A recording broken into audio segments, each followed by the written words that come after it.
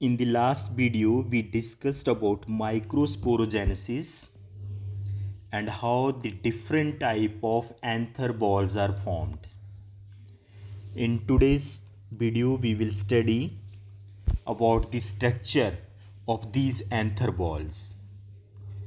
So quickly we are revising the structure of anther to make just the link with the topic. A normal anther is dithecous, means it is having two lobes and they are connected by means of a connective. Then in each lobe there are two elongated cavities और उनके अंदर क्या है microsporangia और also called pollen सैक्स. तो एक anther lobe के अंदर आपके दो पोलन सैक्स हो गए. तो टोटल आपके लोब्स कितने हैं दोनों में अगर दो पोलन सैक होंगे तो overall there will be 4 microsporangia और 4 pollen sacs in every anther. So that's why we call our anther as tetrasporangiate. अब हम स्ट्रक्चर ऑफ एंथर को दो हेडिंग्स में स्टडी करते हैं. One is the anther ball and second the sporogenous tissue. तो यहाँ पे हम एंथर बॉल के बारे में डिस्कस करेंगे. A typical wall of A mature anther consist of 4 ball layers. तो ये कौन कौन सी होंगी? First one is epidermis, second is endothecium, third one middle layers and the last one is the tapetum. So first is epidermis. Epidermis क्या होती है? outer most layer of the anther ball. Anther के सबसे बाहर जो TS काटा था आपने जब आपने इसको स्टडी किया था बॉल फॉर्मेशंस में, तो वहाँ भी एक यंग एंथर था, उसके चारों तरफ आपकी एपिडर्मिस ही एग्जिस्ट कर रही थी. एपिडर्मिस सेल्स की जो नेचर है that is flat and tangentially stretched cells होते हैं. ये हमेशा एंटीक्लाइनल डिविजन्स होता है इनमें, राइट. और एंटीक्लाइनल ही क्यों होता है? To cope with rapidly growing tissues in the staminal initial. उनके साथ कोप अप करने के लिए जो अंदर सेल्स डिवाइड कर रहे होते हैं उनको बाहर से कवर अप करने के लिए. और इसका सीधा सीधा एक ही फंक्शन रहता है that is protection of the underlying tissues. तो ये अंदर जितने भी स्ट्रक्चर होते हैं उनको बाहर से प्रोटेक्शन करता है. Second layer is endothecium. Endothecium जो है that is the second layer of the anther wall और ये कहाँ पे एग्जिस्ट करती है? Below the epidermis. इसके सेल जो हैं they are also radially elongated और ये कहाँ से डेवलप होते हैं, कहाँ से अराइज होते हैं? From the primary parietal cells. Normally तो ये लेयर आपकी सिंगल लेयर रहती है but in some cases it can be bi और मल्टी लेयर्ड. करेक्टर्स हैं इन सेल्स के कि इन सेल्स में फाइब्रस थिकनिंग बैंड्स होते हैं on the radial and the inner tangential wall of the cells. और इन रेडियल थिकनिंग्स का रोल रहता है कि बाद में जब आपने एंडोथीसियम को ब्रेक करना होता है और यहाँ से पॉलन की डिहाइसेंस करनी होती है तो यहाँ से इन पॉइंट के ऊपर से जो स्टोमियम एरियाज होते हैं यहाँ से इनकी इजीली रप्चरिंग हो जाती है. तो एंडोथीसियम का जो मेनली फंक्शन रहता है that is the dehiscence of the anther and that is brought about by the differential hygroscopic movements expansion of inner and the outer tangential walls. तो इसको हम समराइज करते हैं. एंडोथीसियम क्या था? It is the single layer of cells lying below the epidermis. कहाँ से develop हुई? It develops from the primary parietal sales.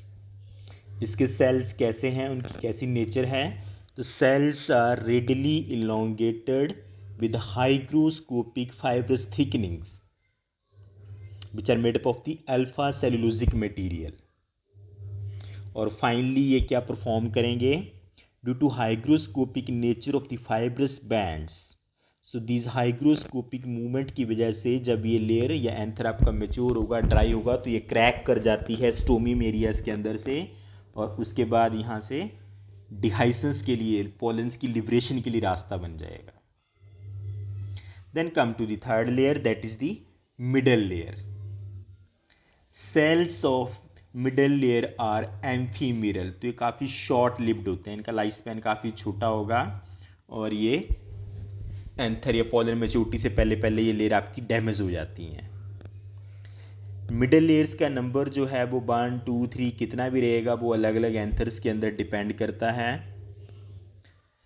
Then its cells become flat and get crushed during the meiosis in the pollen mother cell. जब sporogenous tissues के अंदर meiosis हो रही होती है, पॉलन मदर सेल्स के अंदर म्योसिस हो रही होती है पॉलन टेट्राइड्स बनाने के लिए, तो उसी स्टेज में ये सेल जो हैं वो डैमेज हो जाते हैं, डिसइंटीग्रेट हो जाते हैं और इनके अंदर जितना भी न्यूट्रिशनल कंटेंट होगा, जो रिजर्व फूड होगा, that is shifted to the tapetum. तो मोस्टली इनके अंदर जो है वो they are the storage centre for starch and other reserve food materials which are required for the development of the pollens and these materials are given to the tapetum. तो ये अपना सारा फूड जो है टैपिटम को shift कर देते हैं डिजेनरेट होने से पहले पहले, और फिर ये मटेरियल आपके पॉलन्स को जाता है through tapetum. Then the last layer is the tapetum. This is the inner most layer of the anther wall. पहले एपिडर्मिस थी, नंबर 2 पे एंडोथीसियम था, नंबर 3 पे मिडल लेयर्स, अब ये लास्ट लेयर है स्पोरोजिनस टिश्यूज के बाहर, that is the inner most layer of the anther ball and it attains maximum development. इसकी जो मैक्सिमम डेवलपमेंट तब होती है जब आपकी जो माइक्रोस्पोरोजेनेसिस की टेट्राइड स्टेज फॉर्मेशन चल रही होती है।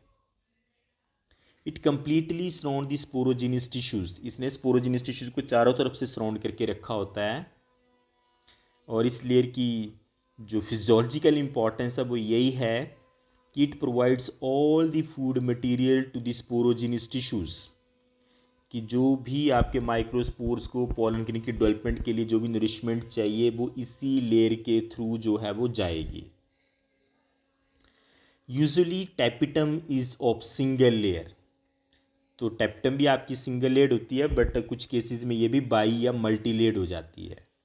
अब हम टैपिटम के सेल्स को बाकी लेयर के सेल से आइडेंटिफाई कैसे करते हैं, तो इस लेयर के जो सेल्स होते हैं they possess dense cytoplasm and prominent nuclei. The next point is tapetum is of dual origin. अब जो टैपिटम है इसकी जो फॉर्मेशन है इनको अलग अलग लेयर्स भी करती हैं। जैसे आपका यहाँ पे है the apical portion toward the outer side, जो टुवर्ड द मिडल लेयर है that is contributed by the parietal layer. तो उस पार्ट को, एपिकल पार्ट को किसने बनाया? पैराइटल लेयर के सेल्स ने।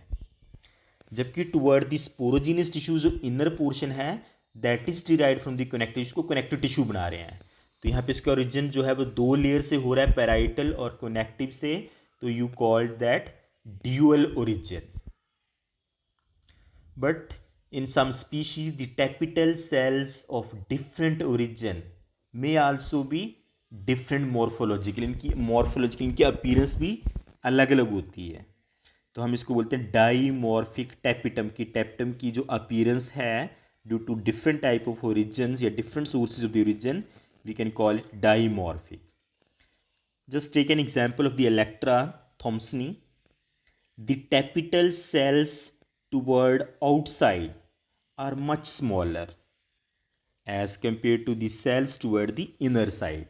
तो इलेक्ट्रा में क्या है कि जो सेल्स बाहर की तरफ होंगे उनका साइज छोटा रहता है, तो मॉर्फोलॉजिकली वो स्मॉल हैं, जबकि जो सेल्स अंदर की तरफ को हैं they are quite larger in size. The next example is the triticale cereal. Tapetum originates solely from the parietal layer of the cells, that's why it is homogeneous। तो यहाँ पे ये एक सिंगल लेयर से इसका ओरिजिन हो जा रहा है, और वो भी कौन सी लेयर से? पैराइटल लेयर से। But sometime the tapetum can also arise from the sporogenous tissues, जैसे आपका एंटीराइनम मेजस के अंदर है। तो आपने यहाँ पे देखा कि इसके डिफरेंट डिफरेंट ओरिजिन्स हैं। कहीं पे एक ही टैपिटम जो है वो आपके 2 अलग अलग सोर्सेज से, पैराइटल और कनेक्टिव से बन गई। कुछ केसेस में, जैसे एग्जांपल है इलेक्ट्रा के केस में, कि यहाँ पे क्या था, जो आउटर सेल था उनका साइज स्मॉल था, अंदर वाले सेल्स का जो साइज था वो बड़ा था। ट्रिटिकेल में सारी टैपिटम आपकी पैराइटल लेयर से डेवलप करती है, और एंटीराहाइनम के केस में तो जो स्पोरोजीनियस टिश्यू था जिसका जो मेन फंक्शन था स्पोर टेट्राइड्स या पॉलन मदर सेल्स को फॉर्म करना, ये यहाँ पे खुद ही टेप्टम बना रही है toward the outer side. So based on its behavior, tapetum is of two types. अब हम आगे टेप्टम को दो कैटेगरीज में डिवाइड करते हैं. First is amoeboid tapetum and second is called glandular tapetum. अब हम अमीबॉइड का थोड़ा डिटेल देखते हैं. इसको कुछ और भी नामों से हम जानते हैं. It is also called invasive और पेरीप्लाज्मोडियल टेपिटम. अब पेरीप्लाज्मोडियम बोलें क्योंकि यहाँ पे मल्टी न्यूक्लियड कंडीशन आ जाएगी, और इन्वेजिव बोलेंगे कि ये आपकी जब पेरीप्लाज्मोडियम बनता है तो वो स्पोरोजेनिक टिश्यूज़ की तरफ को इन्वेड करता है, इन्वेजिनेट करता है. जैसे अमीबा अपने सीडोपोडिया को इंट्रोड्यूस करता है, तो सेम वे आपका यहाँ पे मूवमेंट करते हैं cells when they start migrating toward the sporogenic tissues या टुवर्ड द पॉलन ग्रेन्स. तो इस टेप्टम में क्या रहता है कि in this type of amoeboid tapetum, it is characterized by early breakdown of the inner and the radial walls. कि जो टेप्टम के इनर और रेडियल वॉल्स होती हैं वो अर्ली स्टेज में ही ब्रेकअप होना शुरू हो जाती है. टेपिटल सेल्स ब्रेक डाउन. अब ये सेल्स कैसे ब्रेक करते हैं, तो इसके लिए यहाँ पे क्या होता है, इनकी जो एंड वॉल्स हैं, जो इनकी कॉमन वॉल्स होती हैं, ये डिसॉल्व हो जाती हैं, right, by secreting some enzyme or hormone like materials. फिर क्या होगा, पहले आपकी जो टेप्टम थी एक आपका मल्टी सेलुलर सा रिंग बना था स्पोरोजिनस टिश्यूज़ के अंदर. अब जो बीच में सेप्टास बने थे, सेल्स की पार्टीशन थी, वो सारी आपकी एंड वॉल डिसॉल्व कर गई. तो वो पूरा रिंग कैसा बन गया आपका, अब जो पहले यूनिन्यूक्लिएट था, मल्टी सेलुलर था, अब वो आपका एक सिंगल रिंग बन गया, यूनिसेलुलर बन गया, बट मल्टी न्यूक्लिएट हो गया. That's why we use the term multinucleated periplasmodium. And then it starts invading towards the sporogenous tissues where the pollen grains are developing. So you called it amoeboid और invasive. और ये अंदर की तरफ क्यों invade कर रहा है ये, to provide the nourishment to the dividing microspore mother cell. जो अंदर स्पोरोजेनियस टिश्यूज के अंदर आपके माइक्रोस्पोर मदर सेल्स डिवाइड कर रहे हैं, पॉलन ग्रेन्स को सिंथेसाइज कर रहे हैं, उनकी ग्रोथ, उनकी डेवलपमेंट और नरिशमेंट के लिए जो भी मटेरियल चाहिए, that is contributed bye the tapetum on the value of its on decay. खुद को डिके करके उसको ये नरिशमेंट जो प्रोवाइड करती है. And tapetum is so important layer कि अगर ये लेयर सिंथेसाइज ना हो या अपना काम ना करे, तो जो आपके पॉलन ग्रेन्स डेवलप करेंगे वो सारे कैसे होंगे, आपके स्ट्राइल. They can not go for fertilization. So come to the second type, that is the glandular or secretory tapetum. तो यहाँ पे नाम आपको इंडिकेट करेगा कि यहाँ पे जो टेप्टम के सेल्स हैं वो इंटैक्ट रहेंगे, उनकी खुद की आइडेंटिटी जो है वो ख़त्म नहीं होगी, जैसा अमीबॉइड में हो गया था, वो खुद डैमेज हो गए थे उनको नरिश करने के लिए. यहाँ पे क्या है, ग्लैंडुलर स्क्रीटरी. ये स्क्रीटरी होंगी, इन सेल में से सिर्फ स्क्रीशंस निकलेंगी और वो पॉलन मदर सेल्स को जाएंगी. The cell secretes some substances towards the end of meiotic division in pollen mother cells. तो इसके लिए ये सेल्स क्या करते हैं, टेप्टम सेल्स के साइटोप्लाज्म में कुछ स्पेशल क्रिस्टल्स और ग्रेन्यूल्स फॉर्म होते हैं विच आर कॉल्ड प्रोयूबिश बॉडीज. ये काफ़ी इंपॉर्टेंट क्वेश्चन है. प्रोयूबिश बॉडीज कहाँ पे बनी, टेप्टम सेल्स के साइटोप्लाज्म में. फिर ये प्रोयूबिश बॉडीज़ यहाँ से माइग्रेट कर जाती हैं, which pass through the tapetal cell membrane. यहाँ से पास कर जाती हैं सेल मेम्ब्रेन के अंदर, और जो टेप्टम सेल की सेल वॉल के बीच के कंटेंट होते हैं वो इसके ऊपर एक मटेरियल डिपॉजिट कर देते हैं, दैट इज़ कॉल्ड स्पोरोपोलिन. और स्पोरोपोलिन भी बहुत इंपॉर्टेंट है. ये एक ऐसा मटेरियल है which is physically, chemical, biologically most resistive material, जिसको कोई भी केमिकल या कोई भी आपका इंजाइम जो हो डिग्रेड नहीं कर सकता, डाइजेस्ट नहीं कर सकता. That's why pollens can also form the fossils in the nature, क्योंकि ये हज़ारों सालों से ऐसे ही आपके बने रहेंगे नेचर में, तो इसके फॉसिल फॉर्मेशन हो जाती है. तो this is such A resistive material. तो पहले थी आपकी प्रोयूबिश बॉडीज़. प्रोयूबिश बॉडीज़ के ऊपर किसकी कोटिंग हो गई, स्पोरोपोलिन की. और अब आपने इन प्रोयूबिश बॉडीज़ को क्या बोलना स्टार्ट कर दिया, यूबिश बॉडीज़. अब ये जो यूबिश बॉडीज़ होती हैं ये आपकी स्क्रीट होके कहाँ चली जाएंगी, in the sporogenous tissues toward the microspores. And finally और लास्ट में ये वाले टेप्टम सेल्स भी ब्रेकअप हो जाते हैं जब आपका पॉलन जो है मेच्योर रहता है। तो हम अब दोनों को थोड़ा कंपैरेटिव वे में स्टडी करते हैं। अमीबॉइड का और नाम क्या था, इन्वेजिव या पेरिप्लाज्मोडियल, और ग्लैंडुलर के और अदर नेम्स क्या क्या थे, स्क्रीटरी, इसको पैराइटल टेप्टम भी बोलते हैं, सेलुलर टेप्टम भी बोलते हैं। नॉर्मली जो है आपका cell wall degenerates due to action of the hydrolytic enzyme, कि टेप्टम के जो बीच के सेल्स हैं, जो टेंजेंट या रेडियल वॉल्स हैं, वो हाइड्रोलाइटिक एंजाइम की वजह से डिसॉल्व हो जाती हैं। और फिर क्या हो जाएगा, पूरा प्रोटोप्लास्ट जो होगा वो आपका मल्टी न्यूक्लिएट हो जाएगा इन द फॉर्म ऑफ ए पेरीप्लाज्मोडियम।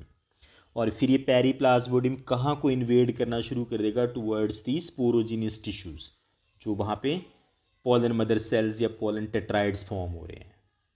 क्यों जा रहा वहाँ पे, to provide them the nourishment and the developmental materials for the growth and development of the pollen grains. और अगर आप ग्लैंडुलर में जाएं तो यहाँ पे क्या था, सेल वॉल डिजनरेट नहीं होती, इट रिमेन्स इंटैक्ट। ये डिजनरेट होगी जब आपका जो पोलन फॉर्मेशन है, जो पोलन ग्रेन वो मेच्योर हो जाएंगे। अदरवाइज इनकी जो ग्लैंडुलर मीन्स जो स्क्रीशंस हैं, जो केमिकल इनसे निकलते हैं वही आगे जाते हैं, इसकी सेल की जो आइडेंटिटी है वो बनी रहती है। And tapetum secretes the nutritive substances towards the microsporangium to develop the developing microspores. तो जो अमीबॉइड कंडीशन है ये ज़्यादातर मोनोकॉट्स में आपको मिलती है, जबकि जो आपकी ये सेकंड केस है ग्लैंडुलर वाला, ये आपको डाइकॉट्स में बड़ा कॉमनली मिलता है। और अब लास्ट में हम टेप्टम के फंक्शंस देख लेते हैं। तो पहला फंक्शन तो आपने अभी पढ़ा कि nutrition to the developing microspores, कि जो आपके माइक्रोस्पोर डेवलप हो रहे हैं उनको जितनी भी नरिशमेंट जाएगी that will go through the tapetum. और अगर आपकी टेप्टम लेयर इनको नरिश नहीं करेगी तो हमने पहले पढ़ा कि पौधन आपके कैसे हो जाएंगे, sterile, non viable. Then callase enzyme, it helps in the separation of the individual pollen grains from the pollen tetrads, कि जब पोलन मदर सेल से पोलन्स बनते हैं आफ्टर म्योसिस तो वो 4-4 के ग्रुप में रहते हैं टेट्राइड्स की फॉर्म में, और कैलोस मटेरियल के साथ वो आपस में अटैच होते हैं। तो टेपिटम यहाँ पे कैलेज इंजाइम स्क्रीट करेगी जिसकी वजह से वो कैलोज मटेरियल डाइजेस्ट हो जाएगा and then these pollens are separated out from each other. It deposit specific proteins on the surface of the pollen grain. अब टेप्टम जो होता है वो कुछ प्रोटीन स्क्रीट करके देती है और ये प्रोटीन बाद में पोलन की आउटर सरफेस एक्साइन के ऊपर डिपॉजिट हो जाती हैं। और ये प्रोटीन इतनी इंपॉर्टेंट है कि they play important role in the pollen pistil interaction by which the pollen grains और the stigmas can identify each other कि whether they belong to the same species or not. या आपने जो self इनकॉम्पैटिबिलिटी पढ़ा तो वो रिएक्शंस भी इन्हीं पोलन पिस्टल इंटरेक्शंस के ऊपर डिपेंड करती हैं। तो these are due to these proteins which are contributed by the tapetum. तो इनका रोल हो गया आपका पोलन पिस्टल इंटरेक्शन और इनकॉम्पैटिबिलिटी रिएक्शंस में। फिर एक और बड़ा इंपॉर्टेंट टर्म आती है आपकी यहाँ पे, that is pollen kit substances. तो जो आपकी टेपिटम है वो पोलन किट मटेरियल बनाती है। पोलन किट क्या होती है, it is the outer most oily thick sticky homogeneous coating over the surface of the pollen grains. और स्पेसिफिकली ये कहाँ पे होती है, इंसेक्ट पॉलिनेटेड प्लांट्स के पोलन्स के ऊपर।